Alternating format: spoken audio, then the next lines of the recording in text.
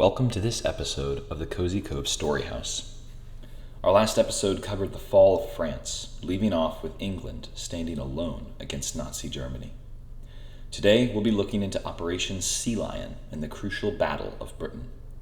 So sit back, pour a cup of coffee or tea, and enjoy this journey into the past.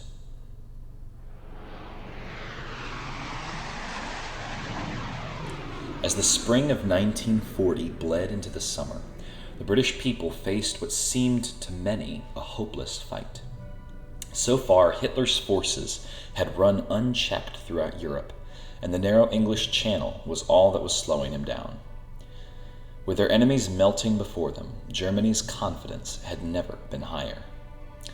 Churchill rallied his weary yet resolute nation into a stubborn defiance of any invader who would dare set foot on their island. But defiance alone does not win wars.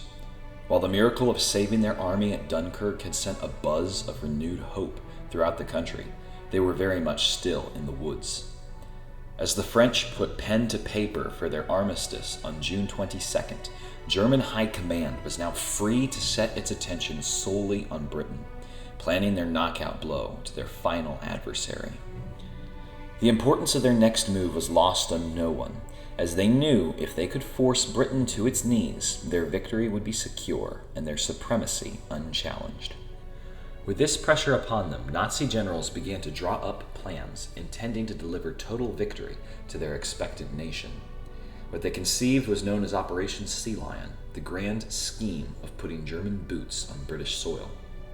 Issued on July 16, 1940, the Germans' first order of business was for the Luftwaffe to secure air superiority over the Royal Air Force, so as to cover the passage of transport ships delivering troops across the Channel.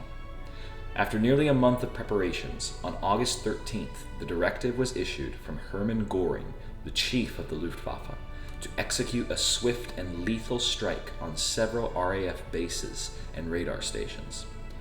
Morale was high as the triumphant Luftwaffe soared across the Channel, worrying little about any resistance the outmatched Royal Air Force might pose. What happened that day, however, was anything but a victory for the Nazis. Hampered by poor weather and insufficient coordination, the German bombings were woefully ineffective. Furthermore, the Royal Air Force that they had so underestimated fought like bats from hell, sending nearly 50 German aircraft hurtling to their doom. By the end of the day, the Royal Air Force was still standing strong with only limited losses as Hitler's Air Force regrouped across the Channel. The battle was far from over, however. Göring intensified his attacks throughout August and September, honing in on RAF facilities, hoping to cripple the annoying Spitfires that so stubbornly defended their skies. British losses mounted, but thanks to their effective radar, they were able to stand their ground and turn back the onslaught of German aircraft.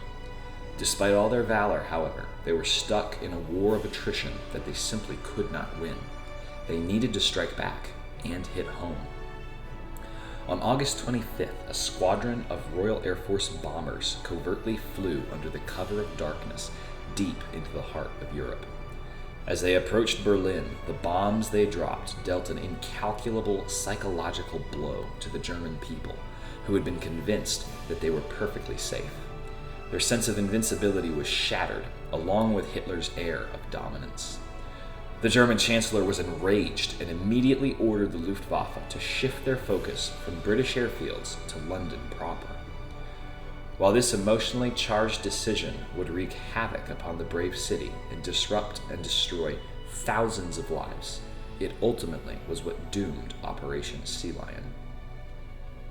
As the month of September dawned, only a year after German panzers first cruised through Poland, roughly 350 Heinkel bombers loaded up for the vengeful raid on London that's name haunted British families for weeks: the Blitz.